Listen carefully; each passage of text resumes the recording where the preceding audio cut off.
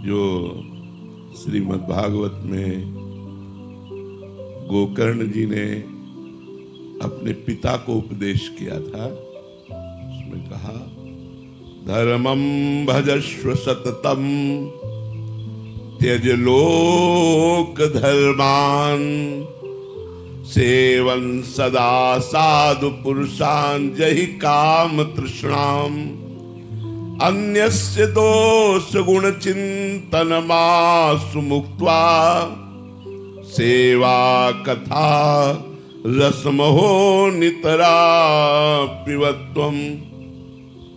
उपदेश किया कि सतत धर्म का भजन करना चाहिए। बोले किस धर्म का? बोले लोक धर्म का त्याग करके भागवत धर्म का। त्यज लोक धर्मान। लोक धर्मों की तब तक आवश्यकता है जब तक भगवान से परिचय नहीं हुआ, सत्संग नहीं हुआ।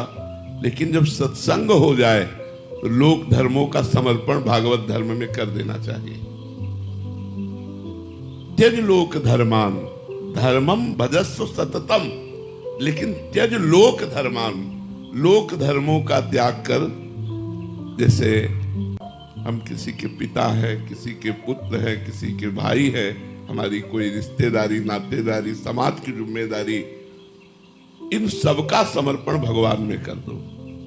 सबकी ममता ताग बटोरी, मम पद्म नहीं बांध बटोरी। सब कर्मों का समर्पण और सब संबंधों का समर्पण, तो उसे भागवत धर्म कहते हैं। त्यज लोक धर्मान। हम सब लोक धर्मों में फंसे हुए, वो बड़े भाग्यशाली हैं जो धर्मों में तो फंसे हैं, लेकिन लोग धर्म का त्याग कर अधर्म में रति कर रहे हैं। तो पहले अधर्म की रति का त्याग, धर्म का पालन, फिर लोक धर्म का त्याग और भागवत धर्म की प्राप्ति। बोले तो बड़ा कठिन है। लोक धर्म का त्याग करके भागवत धर्म में स्थित होना बहुत कठिन है, क्योंकि लोक धर्म में थोड़ा मन तो जाता है, भागवत धर्म में तो बिल्कुल मन नहीं जाता। तो बोले क्या करें? तो आगे कहा सेवन सदा साधु पुरुषान जहि काम तृष्णाम। संतों का सेवन करो।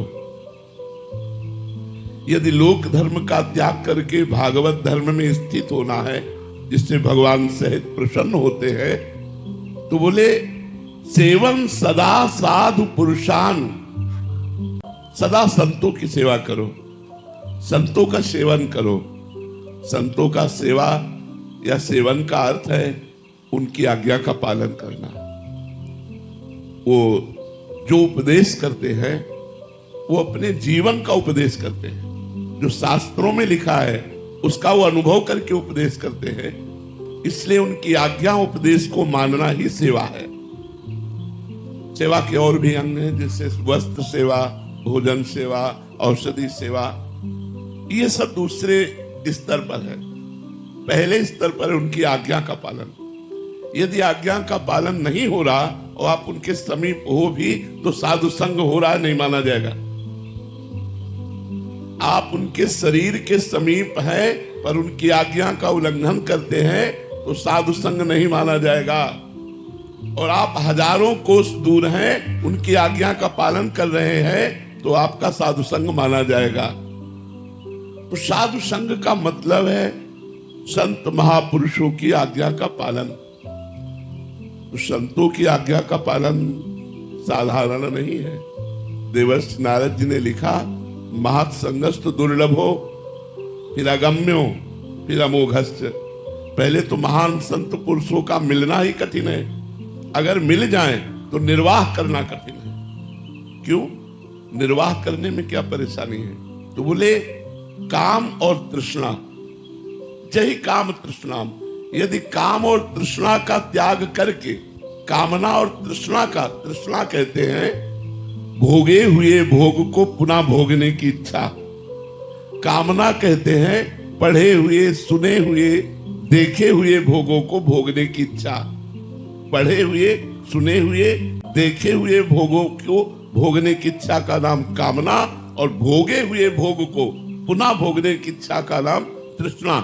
तो बोले जहि काम तृष्णाम, यदि हम कामना और तृष्णा का त्याग करके, इसीलिए लिखा अगम्यो, संत तो मिल जाते हैं लेकिन लाभ कोई बिरला ही ले पाता है।